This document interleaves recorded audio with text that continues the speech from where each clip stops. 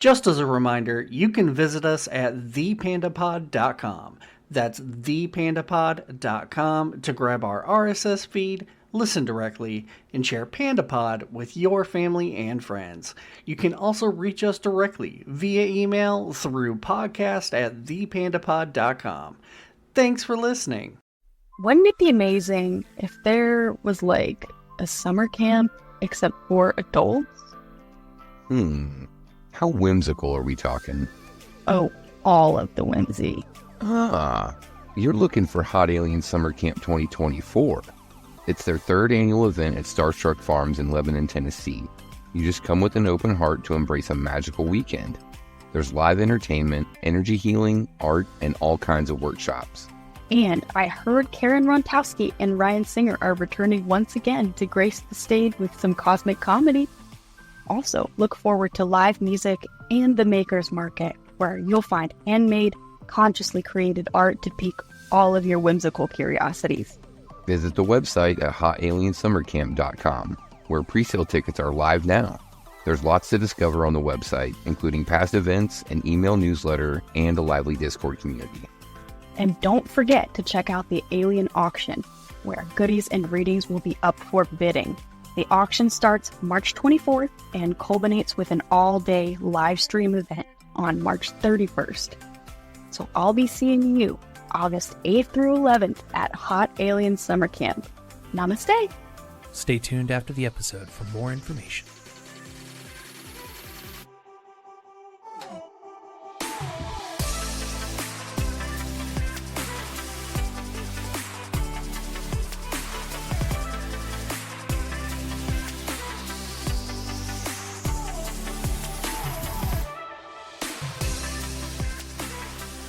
Hello, and welcome to another episode of the Panda Pod, Thoughts Expanded. I am your host, Jeff, joined with my other co-host, Wiggy. Sup? And Rab. Hey there. And we are joined today with the one and only Paranormal Karen Rontowski. Karen, how you doing? Good. How are you guys? Thanks for having me on the show. Yeah, we're so excited to have you. Karen is a tarot reader and would you call yourself a medium? I don't think I've earned that title yet. It happens at times, but I would go more with tarot reader and psychic. Okay, tarot reader and psychic, as well as a stand-up comedian. Karen will be performing at Hot Alien Summer Camp this year. We hope you'll come out and join us for that. Karen, how are you? What's new? I'm good. I was laughing because I'm sure you guys, isn't everything just so weird right now? Yeah, for sure. Like, we know we're on the cusp of something, and I feel like, talk about hitting the ground running. So I feel like there are so many weird changes right now. Literally at 11:30, before you guys called me, I sat down, both of my forearms broke out in hives, on fire. And I was like, okay. And I just put some Dr. Bronner's lotion on them. And I felt like, what is happening? And I sat down and meditated for 5 minutes and they went away completely. And I was like, okay, even I don't know of like a ghost that creates hives. I don't know what it was, but I was like, I really think it could just be our body is reacting right now because everything is so weird. Yeah, definitely a weird energy, particularly in the U.S. right now with the elections coming up and you know, all the kind of weird tension going on. As I understand it, you've got some like ideas about some things that might be happening coming up, right? Yes. Well, I know it's kind of funny because just now somebody asked me to be on their show and it kept getting, I couldn't do it or they couldn't do it. And it was like one of these shows where like it's millions of viewers and we never got it. Maybe we'll do it this week. But it's so, that whole topic about what's coming up is completely fascinating. Like I'm literally embroidering on my denim jacket, start the revolution now. That's what I'm putting on my coat because I think it's about to get so crazy. We have no idea. Like it's been nuts, but I am almost to the point where, and this is, I could go pretty far on believing everything. I'm really not hard to jump in, but I never really believed there were clones. And I'm starting to believe either there are clones or they're doing masking people. I literally think we're going to find out something like that where we're like, that is just too strange. Last week, maybe Wild. on the episode, I think last week we were talking about Kate Middleton maybe being a clone. Yes, and now, I don't know anything about her or their situation. Like, nothing could bore me more than the royals. Sure. But when she disappeared, and now, I don't know if this is a weird thing, but all I see is that she is always holding one eyebrow higher than the other. Like, something's wrong on her forehead. Because I was like, I don't know if I would even, you know how sometimes you go, that doesn't really look like Joe Biden that I saw last week. But I was noticing, I think it was her left eyebrow is way higher than the right. And then I was like, oh, maybe it was plastic surgery. And then I looked closer and I was like, I don't think so. But it's very strange. Also, the pictures they're showing of her now are not airbrushed. And her pictures are always airbrushed. It's almost like they were putting in an effort to make her look older. Does that make sense? I think that might be because of the most recent, cancer diagnosis. So maybe they're playing up the... Maybe the cancer diagnosis is a cover. Yeah, it's 100% a cover. Yeah, I don't know. I haven't tuned in that much, but I'm telling you, nothing surprises me anymore. I'm starting to believe some of that stuff that the QAnon people believed. And I'm kind of like, well, I don't know if I can go that far or turn it into a movement. But I'm starting to think we really don't know anything. Did you guys see the octopus? Hell. Fill me in on this. So the octopus is I think it's on Netflix right now. It's a documentary. And I don't usually watch documentaries because I don't feel like we have real documentaries. I think we have people trying to prove a point. But this one was about a reporter that died and he was murdered in the 80s. And they go through, it's not a woo-woo thing at all. And it's not a conspiracy thing. But they go through what happened in the 80s, everything from Ronald Reagan to, paying the Ayatollah to hold the hostages so that Jimmy Carter would lose the election, to the 8 limbs of this octopus that is just, it really is one of those awakenings where we don't know anything. The news is not telling us anything. That what is going on behind the scenes, and regular people I'm pretty conspiracy, but non-conspiracy people are watching this and they're like, oh my God. And there's one of the evidence is one of the ladies said that they showed her the real Zapruder tape, the real tape of Kennedy being assassinated, which is the driver turns around and shoots him. And then the guy says, the one you're seeing is, you can tell that it's been altered. And he shows where a tree is, where there's an edit, where the tree is above ground, where for some reason the edit didn't, he goes, that's the mistake. That's the mistake you can see. And they show it on the documentary, but I couldn't quite find a good copy of the regular, the one that he says, you know nothing, you guys know nothing, the one we saw.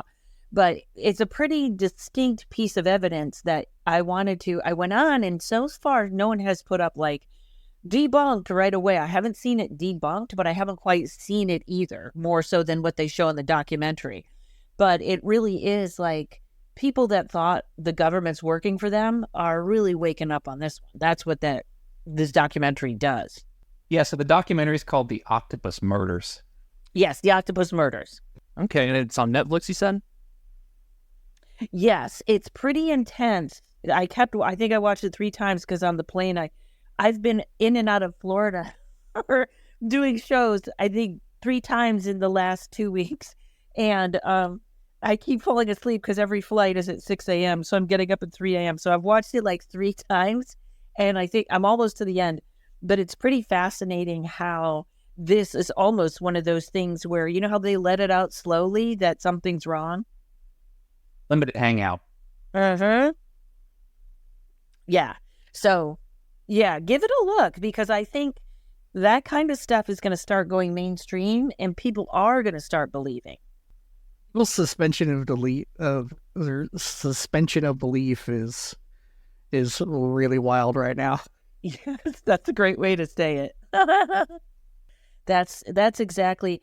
I almost like I feel like I would love to make predictions like we're going to see clones or aliens are coming down, but I think and I don't mean to lead dark, but I really think they are going to let a terrorist attack happen. I think they're going to make it bigger and they're going to try and keep Biden in office that way. That's what I really think. I live right in the path of the eclipse that everybody's lining up for or they're calling the military for or whatever. And I'm not worried. I don't think anything's going to happen with that, but it is interesting. So what's going on with the eclipse? So the eclipse is going, first of all, astrologically, the eclipse is sort of a nightmare for the United States. But I mean that in a good way because I feel like when the revolution comes, we need to get the revolution. We need to get everything out in the open. We need to turn over this system and get a good system in. That's my hope. And that's why it's one of those things that gets harder before it gets better. I think that's a Native American saying the arrow has to be pulled way back for it to go forward. So that's kind of what I think is happening. With the eclipse, you know, I don't mean this that they're crazy, but the astrologers are really like talking about this. This is almost like the talk that was as strong before COVID. Like we all knew, I'm not really an astrologer, but I knew March of 2020 was like something's going on. And the astrologers are talking the same way with this eclipse. Now, if you go on newspapers or on news sites, for some reason, they're like sending the National Guard out to some of these people.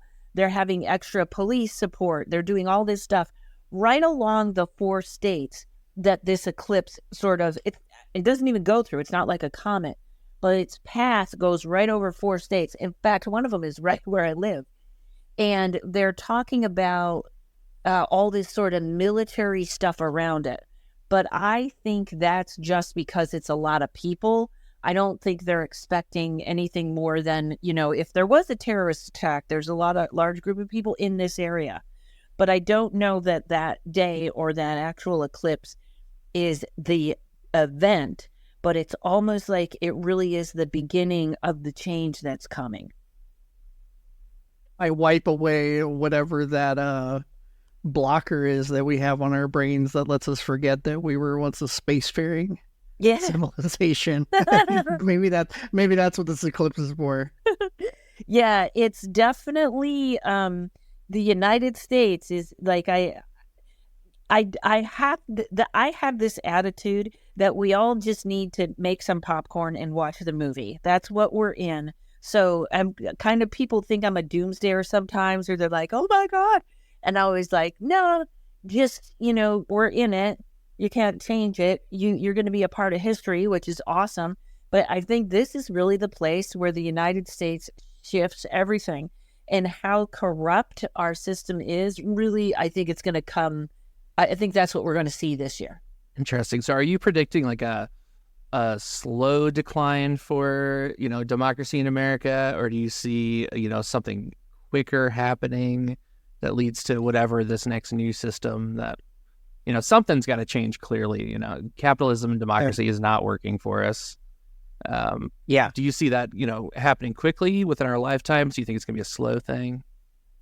I think that we are going to be in chaos probably until 2027, which really isn't that long. And I don't think we're going to be like in chaos running around without power, although I do think we're going to have some grids go down this year. I think you know, the whole thing, and this is where I feel like people are waking up. And it also, I think that's why they want to get rid of TikTok. And I also think that's why they want, plus they have all the investment in Facebook. These Congress and senators have invested their money in Facebook. So they want to get rid of TikTok. But I really think people are seeing everything now. They really see where the health system isn't working. And that is by design. I think this is the part where we always joked that government didn't work or your healthcare system doesn't work. But I think now the people are going to see that this was by design. These are people ripping you off. These are people that are about money and nothing else. And they also want to keep your nervous system rattled all the time. So you're making like the safer, less risky decision. I feel like so if you watch both, I say both news channels, I mean, MSNBC and Fox, because I don't think CNN, I don't know what that is. But if you watch them, there's almost no overlap of stories. They're not even talking about the same things. And it's so much about hate your neighbor. I had this talk with a friend where what the escalation is like, Bill Clinton and George Bush, everybody made fun of them and everybody laughed. And then we kind of got into Obama, and then it got a little bit touchier. And then we got into Trump. And the mistake that was made with Trump was it wasn't just about making fun of him. It was about making fun of his voters. And that's when it got so personal that it split. And that's the part, it's no surprising to me that they have Biden and Trump, because I have been a Robert Kennedy fan for like 20 years. And whenever he speaks, everyone is like, I'd vote for this guy. Why isn't he running? And it's like, he is running, but they're not going to have a debate, and they're going to make sure you don't see him, because they want these two. They want you hating the person next to you. And at some point when people stop doing that, which I don't know when that's coming, stop hating the neighbor. You can hate Trump or you can hate Biden, but stop hating your neighbor. That's the part. When we take control like that, the truths, the things that people are going to see and start, taking a look at themselves, that's when I think everything's going to change for the better. But there's an interesting thing, and this is how I apply world predictions. My dad, world predictions and gambling predictions are not set in stone. My dad used to get the racing papers with what horses were racing, and he would say, who's going to win? And I would give him the number. I would say it's horse number 3 or horse number 7 or whatever. And I always picked the horse that was picked to win, not the horse that won. So, yes. And I kind of feel like politics is like that. Like, I really think our economy was supposed to collapse maybe the last 2 years, and everybody went, screw it, I'm buying what I want. And it didn't. So we as people took control of that. And that's a little about how I feel. Like, if people really start to wake up, and it's just, we all have to be a little bit uncomfortable. And when we get comfortable with being uncomfortable, everything will change.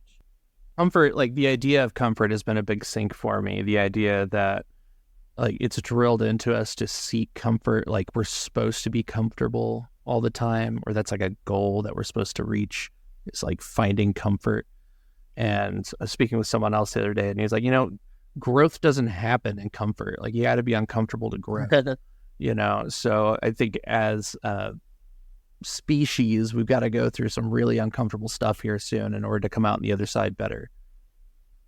To add on to that, Karen, you were talking about how like we have to wake up, and like there's a way that we need to do that. And I think what's going to happen is, so Gen X has historically been the fuck off, I went to my own business generation.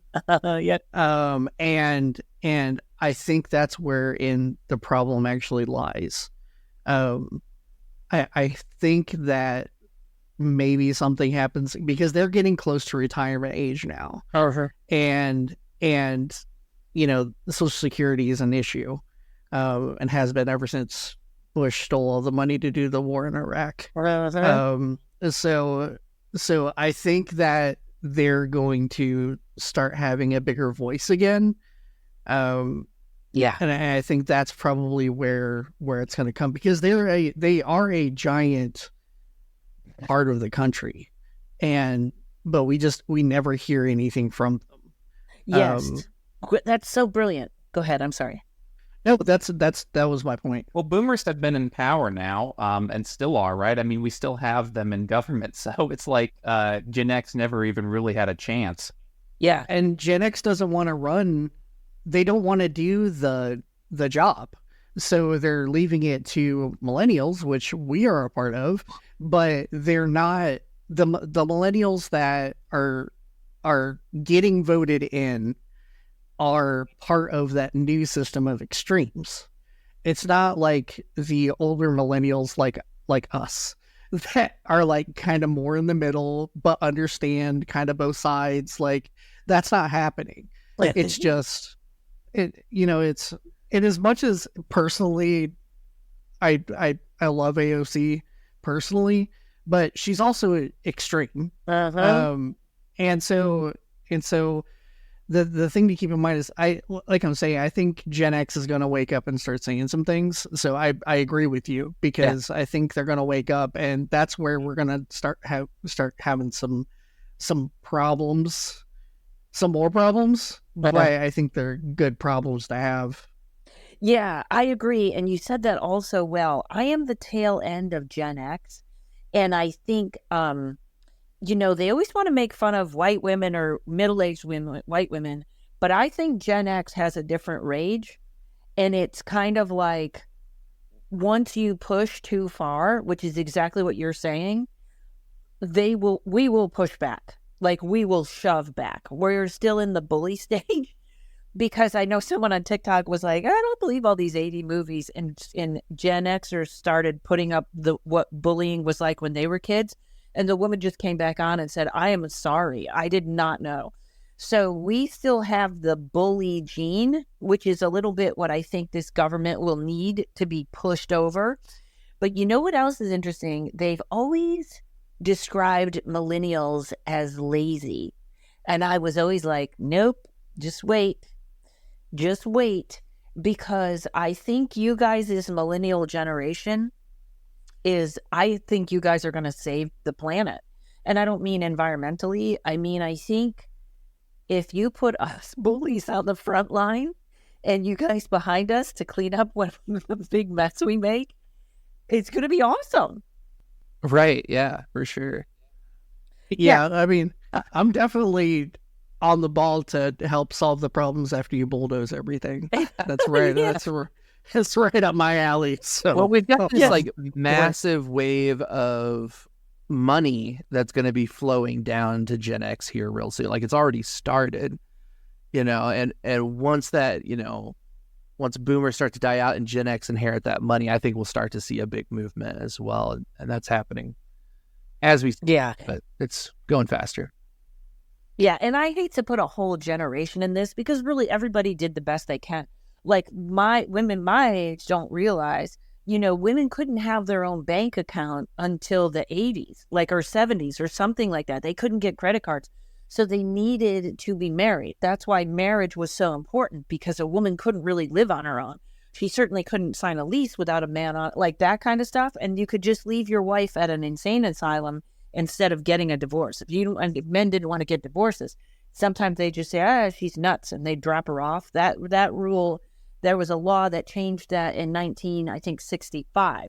So that generation is coming from really horrid abuse, whether it was for the females or whether it was for the men that had to live up to this standard. I feel like there's still this manly men kind of thing. Men are being, turned into women.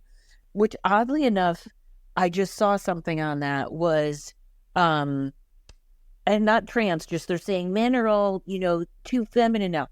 That complaint has been going on since the 1800s, that women are ruining men. And I found that fascinating, because I feel like that generation past me, it's like I'm trying to write a joke about how my dad was he was this really misogynistic. He didn't like kids. He didn't like women. It was a very hard childhood. So when he passed, there was kind of this relief, whew, I'm out from under that. But actually what happened was it sort of created a vacuum where all these old white men are suddenly finding me and mansplaining everything to me. So I'm kind of like, what is that? But it's literally the generation after me that I feel like you're exactly right. You said that beautifully. They're the last holdout of this. We want to get back to where we were, or want to be great, or we don't want to change, or whatever they're saying. So once they are all out of Congress or whatever, I think it is good. And I'm with you on AOC, but I think she is, I think when they get there, it's a lot darker than we know. And I think even good intentions are swallowed. And I think she is very much a part of the corrupt system now. But that's just my opinion. We'll see. We'll find out. I think that's pretty obvious. I mean, she fought and fought and fought and fought, and then I think that it's the same thing that happened with Bernie, right? Like they fought and fought and fought and fought, and then eventually they sat them down and said, "That's not how it works. That's not how it works. And if you keep doing this, we're literally going to throw all of our power behind you not being reelected. And then if you do get reelected, we're gonna CIA cap you, right? Like you're gonna get black bagged. Like you got to cut it out. Yeah." So I mean, I've seen it, like when she was in the alien hearings, or the UFO, what UAP hearings. She was sitting there, and she asked pointed questions. I think she did a good job, but she also didn't have any fire, right? Like there was zero fire in like left in her. She looked a void of energy, right? And so yeah, I think you're right there. Yeah, and there's this other thing too, and it's. I think somebody's going to I think they're going to start talking about this, but like, so, and this is where I don't like to judge. I'm trying not to judge other people's decisions, because the minute AOC got elected, she fired all those ground roots people that got rid of her, that got her there, that were running her campaign. They all got fired. And I think also, I wouldn't know anything about being in Senate or Congress, and somebody may come over and be like, even in a helpful way, okay, you need people that have experience now. This, at 28, I think she was, you might be like, oh, I didn't realize that. I can't. No, it's better if you have these, you know what I mean? Or else she was just like, screw it, you got me elected, I'm in. Either way, I don't know how, like you said, it could be a decision of fear. It could literally, the lady I had on my podcast about MK Ultra, it could be programming. Like nothing surprises me anymore. But something happens when they cross that gate into there or maybe they go slowly, like you said, like we'll let you get a little bit of, you get a few things through and then we're going to come back. But it's whatever it is, I think the whole thing is so corrupt that you can't do really good things. I just don't think it's possible. Yeah, I agree with that. I think they kind of get there, and like you said, there's a lot of people who have been there a very long time and understand, or at least they can bluff their way into people thinking that they understand exactly what's going on, and that the grassroots activists, like you said, that help get them there don't know anything, I mean, basically the same thing happened with Obama. I mean, it's like a repeat of Obama. Yes. And, especially I get really antsy because I don't feel like the Democrats have done anything for women's rights. And they've done that specifically because that's their only, every election I've ever been a part of has been the most important election you'll ever. We'll go for a third party next time.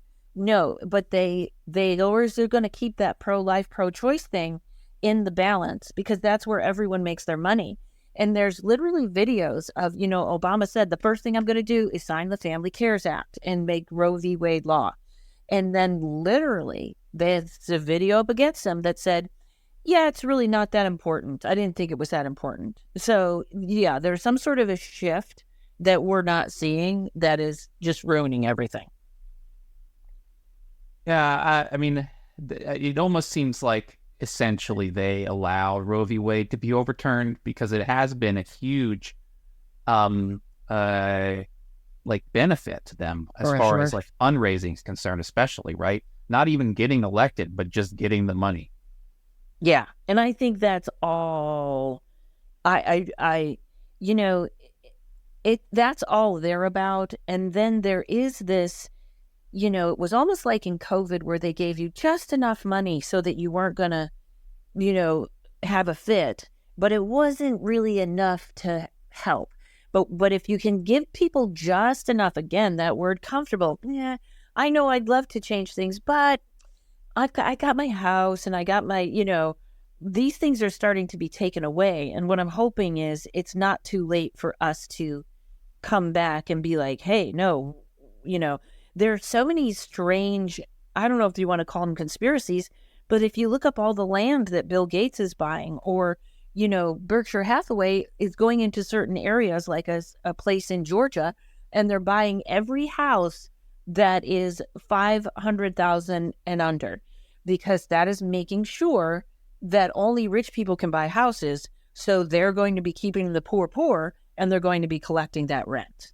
So there's all these little things that, like I said, I do lean a little conspiracy. So if there's some eye rolling going on, it's okay.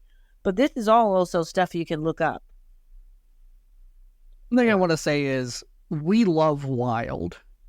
so we're not eye rolling.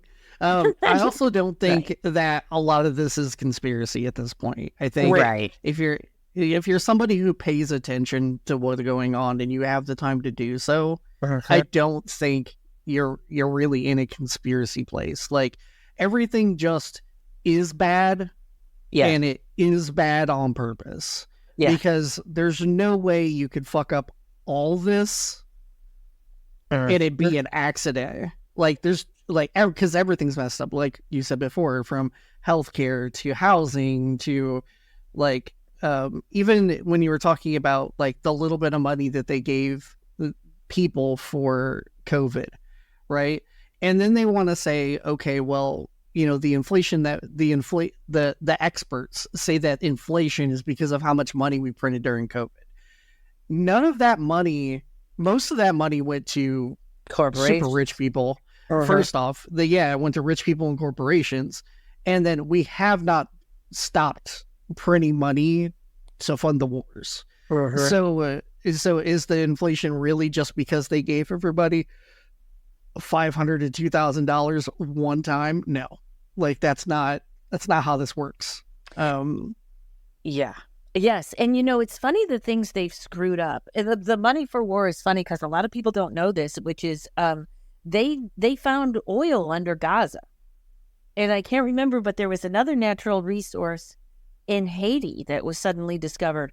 And whenever there's good natural resources, the United States is coming to bring you democracy. That's what you can bet. We'll be over to bring that for you.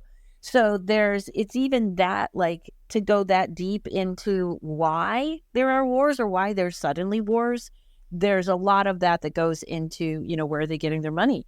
But the healthcare scene kind of baffles me, and I'm very lucky because I'm an incredibly healthy person. I just have thank my parents, knock on wood, good DNA. But after COVID, so now I'm in upstate New York, so I'm in small town. So I really am a part of small town America. I'm not part of LA. And everybody up here, this is what, I think LA and New York City people don't understand, or show business people, is these people are not engaged in Trump or Biden all the time. They have their opinions, but in cities, people kind of live it emotionally. And these people back here, they really, in a healthy way, they're not that attached to it, which I think is really good. But the thing that people aren't keeping an eye on is up here where I live, they had 2 hospitals, which they condensed to 1. And didn't hire enough people. Now, I should never even have healthcare because I'm all a holistic person anyways. And I have a HSA, which is I don't really have a health insurance. I have a catastrophic and I pay for everything else myself. Long story. That's a different thing. So I have to keep this minimal health insurance. And I just was like, you know what, I'm going to be leaving. I'll make an appointment, do all the blood work, everything, get it all tested. Well, I had the appointment for 6 months, and they called me and canceled it the week before and said I was on a wait list. So I was like, okay. And then they never called me back. So I had to call them for an appointment. And it is like 3-4 months from now. So first of all, you can't get an appointment. Second of all, the urgent cares are now taking appointments, and they're closed on the holidays and the weekends. So they are really pushing everyone to emergency room or nothing. And I can't quite figure out what that is, except the next time we have another pandemic, which they're predicting, whatever, real or fake, they now have fewer hospital beds. So when they scream the hospitals are full, you have to find out what that means, because it means something totally different than what people are thinking. So whatever this is with the healthcare system, like maybe only the rich are going to get healthcare or something, I can't quite figure it out. Healthcare in America has been all about just, money. Well, money for sure. And the best way to make money in a healthcare system is to keep people sick.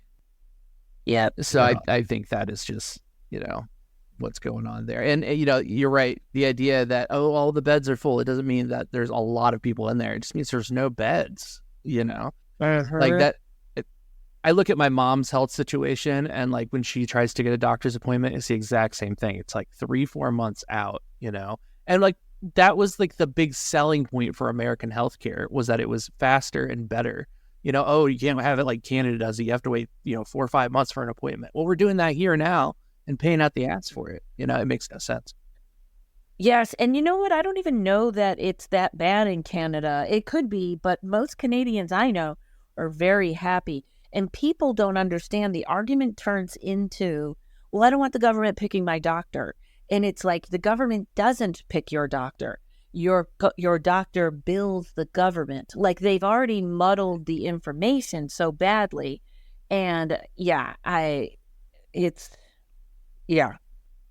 want the government pick my doctor. I just want some huge faceless unaccountable corporation doing it. Yes, exactly. Right. Oh. Yeah, I don't want a doctor anymore. I just want a faceless AI that knows what's going on with my body, Yeah. That's the other problem. AI can diagnose illnesses sometimes better than doctors can. So that's part of the problem too. I know. It's very strange, and I hate to promote this way, but AI, I'm an anti-5G person. I'm not sure where I am with AI, because it's coming. It's coming. But they did an AI George Carlin comedy special, and you know what? It was funny. And an AI captured his voice. And I know a lot of comics are screaming about it and stuff, and it was creepy, but I would actually give it more thumbs up than thumbs down. I thought they captured his voice correctly. Some of the jokes, I was like, oh, I wish I had written that one. So it did a good job. I don't know. It's, we'll see. I listened to that. I'm a self-proclaimed comedy aficionado. I follow everybody. And it's one of my favorite things in the world. I thought it was okay. Yeah. I thought what I thought to myself was, if you like George Carlin, this is George Carlin. But I didn't think it was like something spectacular or new that we had never heard before. And I think so. If you look at it with its intended purpose, which was to mimic George Carlin, I think it did a fantastic job. Yeah. Yeah, it was phenomenal for what it was. Because you were like, what is this thing going to come up with? And it was, it is interesting, because there was a piece missing, because my friends and I were watching it from the writing perspective, and that piece may have been, just a couple of different decisions that George Carlin would have made, but they had the rage. They had that moment where he would do this all the time. He would go off on some heavy tangent and then follow it with the silliest thing you've ever heard, like this he would always do that, and he flipped it. The AI picked up on it, and it did that. And every once in a while, you were reminded that this is not his voice, like sound quality, but what they were saying was, and you're right. It probably, as a regular special, wasn't phenomenal, but as for what it was, that a machine made it up, it was pretty right on. I loved the self-referentialness of it, and the fact that he kept joking about being dead. That was fun. I mean, yes, I really imagine him telling those jokes from the afterlife. So that was quite interesting. Yeah, the self-awareness was really good. Definitely, that's one of the cooler aspects of AI. Like, one of the things I'm more looking forward to with AI is the ability to like sit down and have a conversation with, historical figures, or especially like modern historical figures who will have so much data, personal data from the AI to like scoop up and build a personality around. Like, it'll be fun to sit down and talk to George Carlin at some point, Yeah, it's I know my comedian friends are nervous, which I know things change fast, but I think people will still come out to live comedy or whatever. But I once did a taping of a hologram. There's a hologram museum that has me doing stand-up in it. Oh, wow. So, yeah, so maybe we're already there or something, That's really cool. I think they're going to hologram us into people's living rooms. Was it R2-D2 rolling around? Yeah, that's exactly what it was. Well, hopefully they don't ask you to save any planets. That might be the only thing they can save. Right. I know they have this thing where you can essentially like take a picture of like a deceased relative and hitch it to an AI. And that AI will essentially let you have a conversation with your dead relative with like a picture of their face that moves when it talks and stuff like that. Well, after both my parents, I think I'll be all done talking to them when they go. That'll be all right. I have this joke about guns where they say if you own a gun, you're most likely to kill a family member, but there's bad things too. Well, speaking of your live shows, do you have any shows coming up? I do. I have a bunch of shows. I will say I don't have the dates. Well, maybe I can. I don't. I have a couple of shows. One is kind of locally. It's in Cortland, and that show that's a psychic stand-up show, which is my favorite show to do. Is hold on, I got it right in front of me somewhere. What's after April? May. I don't know when my shows are. Fair. I mean, they can find it by going to KarenRontowski.com, right? Yes, or following me on Instagram. And I will tell you, I'm in the Washington, Pennsylvania area, Du Bois, Pennsylvania, Cortland, I'm in Utica, I'm going to be in Boca Raton, Florida, at a little theater there. I'm going to be in Arizona at Stir Crazy, and at one point I'm in Napa Valley, California. So I'm kind of all over the place, and I'm going to be driving around. Hopefully in June, I'm not going to have a home. I'm going to kind of be living out of my car, going around stuff. So I'll be doing more shows in other places. And then in August, you'll be doing a show at Hot Alien Summer Camp, which we're so excited to have you and Ryan Singer. And you guys, last year you did the psychic stand-up thing together, and I thought that was so much fun. Can you just describe that for our audience? Let them know what to expect when they see that kind of show from you. Yes, and almost all of my shows are psychic stand-up shows now, where I do like 30 to 40 minutes of stand-up, and then the last half is reading. I read tarot for the crowd, and I make it funny, but it's real readings, and it's a little roasty, but it's a lot of fun. I just did 6 shows in Florida that were so fun. And just really, it's like a different thing. It's kind of got the two things going on at once, and at the very least, it's pretty fascinating. And if you're like, I don't believe any of this stuff, then at least the comedy is there for you. So it's kind of my favorite thing. It's really building up, And yeah, I'll be doing that psychic stand-up show all over, and an alien school. Yeah. And also, there's a podcast people can listen to you on, right? Paranormal Karen. Tell us about your podcast. Yes, Paranormal Karen. So that's kind of a little bit of everything. It's a lot of self-help. It's a lot of metaphysical. It's a lot of spiritual. And I think I might almost be over 350 episodes, I think. Oh, wow. So, yes, it goes from very scary to very helpful. Yeah, I love your show. I was first introduced to you via Jessa Reed. I think you guys have been on each other's show a few times, correct? Yeah, she's one of my great friends, and yeah, I hear that all the time too. I don't listen to too many things, but yeah, I'll every once in a while I'll get like 100 tarot clients that'll all say, "I heard about you on Jessa Reed." Right on.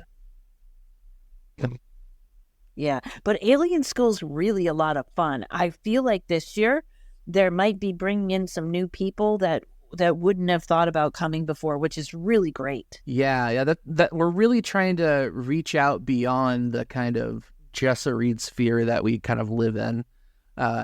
Find other people that, the theme really this year is finding other aliens out there, finding people out there who don't feel quite at home in this world and are looking for other people to share that experience with, Yeah, I love that. I love that so much.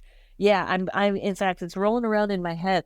And whenever I get to work with Ryan Singer, that is the most fun. If I ever got offered a TV show, which I don't even know, because is TV really even relevant now?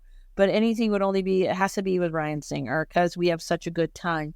In fact, I wish that we could do some ghost hunting there or something. Maybe there's something going on. Oh, at camp? For sure. At the very least, there's some big like CE5 alien energy going on there, especially at night,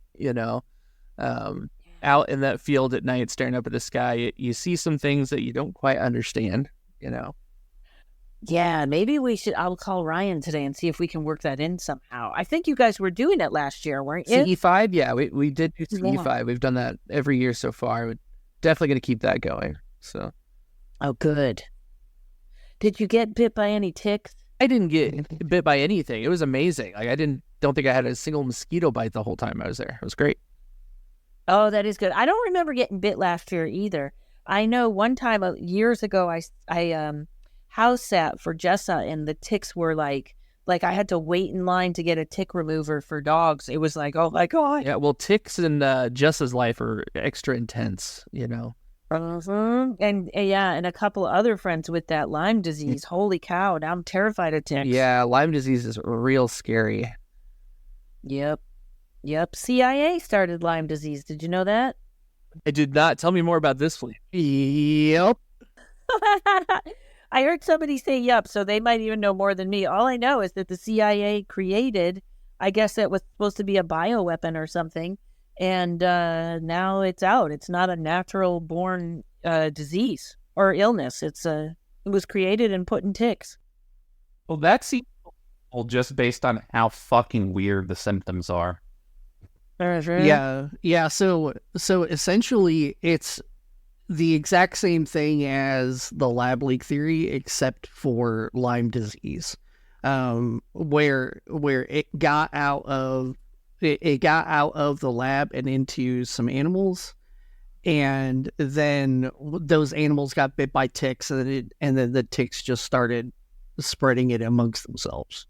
So yeah, but it's the exact same situation where it escaped from a lab, except this lab was in the United States. I think it was in like Massachusetts or something like that on the East Coast. I had no idea.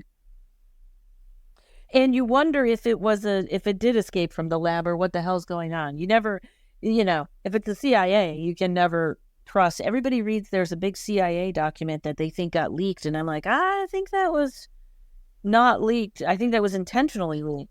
But, there's some other weird stuff out there now, because up where I live, there's deer. You got to be careful all the time driving with deer. And there's something called deer zombie disease.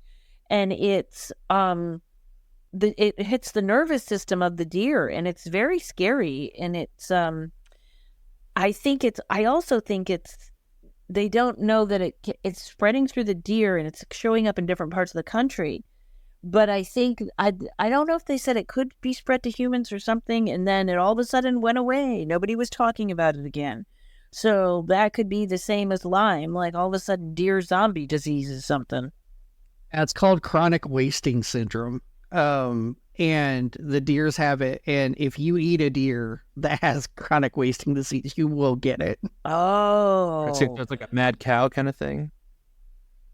Yes, it's very similar to that, except it's it's called the zombie disease because they look really sick. Like their skin starts to like kind of like drag and like fall off and stuff. And they walk in circles. Yeah, it winds up frying their brain because it fries like their entire like nervous system, which affects all of their like chemical bonding, which is why the skin starts to like fall off and stuff like that. And so, but yeah, if you eat a deer that's got it, then you definitely will. It leads to people wasting perfectly good deer meat. I know. Well, every decision I make makes me happy I'm a vegan. And it's funny because I'm kind of like, I call myself an animal rights vegan because I really don't mind if hunters that like, who's that crazy guy? The rock singer, I can't remember his name, but he's like, no, we kill the deer, we eat the deer, we thank the deer, all that stuff. I'm all for that. But it's these, where all the diseases come from, which is the mass production and the torture of the animals. So it's kind of funny that I'm almost like, yeah, I don't really mind hunters. Now they found a way to get rid of them. Yeah, that gives me a bit of a conspiracy theory that like Lyme and mad cow and all those things are being released to move us away from eating these natural foods. Like there's swine flu, bird flu, mad cow, Lyme disease in deer now, like all these like things that we've traditionally ate. Maybe they're trying to move us over to the like Matrix slush food and like others scare us off of all the everything else. Or some of those sugars all produced like organic grass-fed beef or whatever, right? I mean, because how are you going to trust Joe down the street to make sure mad cow? You got to trust Tyson Foods or whatever, right? That's exactly what I think it is. I don't think they're trying to move everybody to eat bugs I always think there's always one that's a decoy. And I think the decoy is that. And then but you can get this USDA meat. This guy, it's almost like the mob. It's like you can only really, I wouldn't eat any meat unless you got it right from us here at the government. That's the only good meat you're going to have.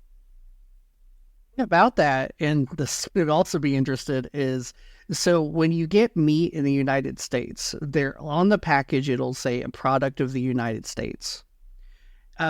The reason why it's a product of the United States is because it was packaged in the United States. All that meat actually comes from overseas. Yeah, that's they do that with vegetables, but I think they pack the vegetables in China, and I'm always thinking, it doesn't make any sense. Yeah. It's just one of those things that keeps unwinding and unwinding and unwinding. And you go, how deep are we going to go into this to find out who screwed this up? I think you're right, though. I think it's intentional. I think all of this is just step after step after step. And because of the craziness that we've been involved in over the past, 6 to 8 years, I think we're starting to just open up and actually look into what things are, because we can't trust the news anymore, like you said. So, we have to do actual research ourselves and, figure out who the trustworthy sources are and listen to them. And I think we're just starting to put all the puzzle pieces together. Well, yeah. And go ahead. Oh, I was going to say, yeah. And I always love the statement, the devil will tell you 10 truths should tell you one lie. Mm-hmm.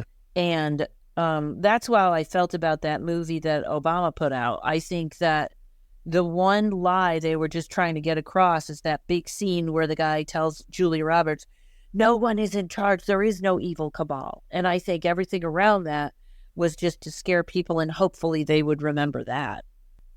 Right. What I was going to say is I feel like in some ways things are almost too chaotic to be under direct control. I think what our problem is that most people are making decisions from almost like an assumption that things cannot change fundamentally. And so if things can't change fundamentally, then there's really only one path forward. And that's like the evil that these politicians and what have you do, right? Is they've already decided that things can't change, and therefore that only leaves them with the evil option. The lesser of two evils. Yeah. No, why don't we have two goods? Yeah, better the devil you know. Yeah. Yeah. I don't know. It's I do think it's all going to change. So wrapping back around to the beginning, that's the part, the more, and I don't even know what I mean when I say the more people wake up. I'm not even positive exactly what I mean by that, but I do know that the more people become aware, and it doesn't even have to be spiritually, it has to be that everything's a lie, the better off we'll be, or the shorter this will take. But I don't worry, individually. I don't worry about individuals, but I do think, the change is here. Whatever. I keep thinking I'm going to buy a little generator for power, and then I never do. So if I end up needing a generator, you could say, you told us, Karen. We got our generator, so we did fine. Yeah.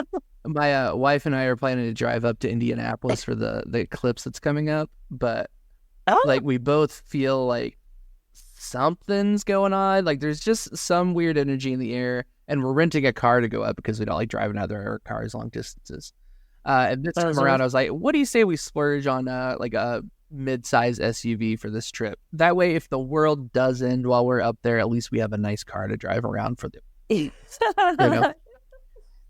Yes. I find it funny that, I really dislike Utica so much, but it's weird because Lake George, which is 2 hours from me, is literally like one of the top 8 places on the planet or something with the ley lines. Like it's literally listed up there with the pyramids and with Stonehenge. And so I'm like kind of 2 hours from that. But then also I am 20 minutes. I'm going to a friend's house from the line of that eclipse. So I'm kind of like, well, maybe someday soon I will find out why I am here. Yeah. Right on. Well, I'm glad that you are here with us right now, Karen. Such a fun conversation. Thank you so much for joining us. Yeah, you guys are great. Thank you for having me. Yeah, why don't you go ahead and give us all your plugs? Where can people find you? What are you doing? Okay. So on social media, look for Rontowski. I'm the only one, Rontowski.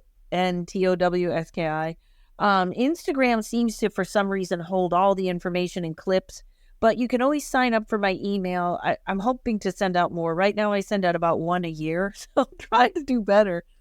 And just KarenRontowski.com or PsychicStandup.com or ParanormalKaren.com. I own all of those, and there's comedy dates, and I have a Patreon. If you want to learn tarot, we have a lot of fun in my Patreon, and once a month we do a live where if you're a tarot reader or you want to learn to be, or you do something else, people come in and I put everybody in little groups and they read for each other. And the whole point is a safe place where you can try whatever you like. I throw my cards away and I try straight psychic or I try straight mediumship, but it's a safe place to try something new with good people. Yeah, I've been a part of one of those classes. Really enjoyed it. So good. That class is what gave me the confidence to start reading for other people, like more commonly in my life, and which is something I really enjoy doing now. Like it was a awesome. He even does it for us individually and for this podcast. I do. Yeah, we've got episodes where I'm just sitting here pulling cards and answering. Oh, that's great. Yeah. That's great. Well, whenever you're ready to try something new, come on back. Like I said, I'm trying mediumship. I'm not too good, but it's a great place to have fun. Yeah, completely agree. Karen also has a couple items up for auction on the Hot Alien Summer Camp fundraiser auction. which is going on right now when this episode releases through the end of March. So if you'd like to put a bid in on a reading by Karen, or if you'd like to put a bid in on one of her classes, check out hotaliensummercamp.com and go to the auction page, and you can bid on it there. There you go. Karen, I can't wait to see you in August. Thank you so much for being here. You're great. You guys are fantastic. And you know what? Yes, you guys are great. We'll talk off air. And thank you for having me. Hey, thank you. Yeah, thank you so much, Karen. All right, have a great day, everybody.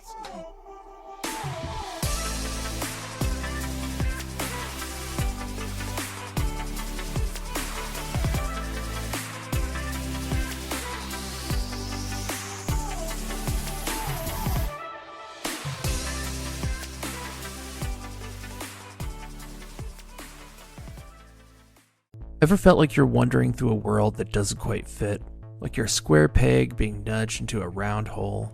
Maybe you've caught yourself gazing up at the stars, pondering the mysteries that seem to slip through the fingers of conventional wisdom. Do esoteric beliefs resonate with you more than everyday chatter?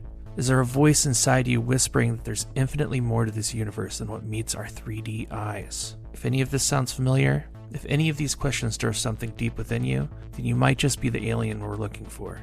This isn't about being from another planet. It's about feeling like you're out of place in this one.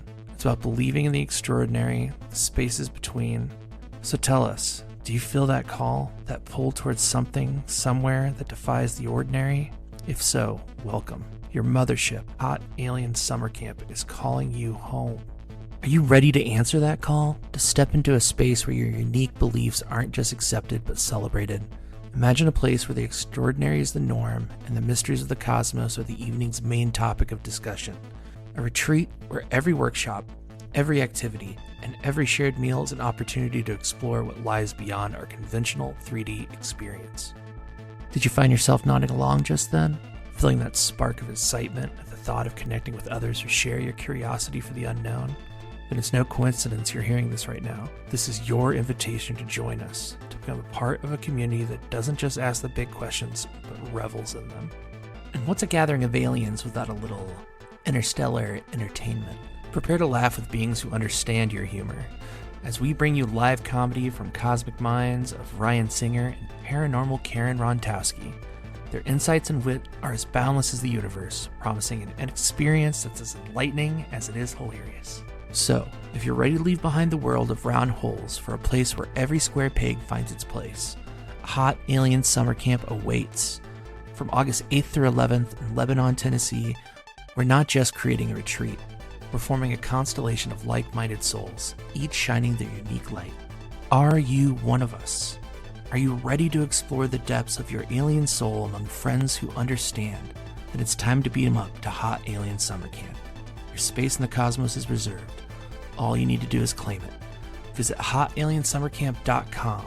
Pre-sale tickets are on sale now. Let's embark on this cosmic journey together.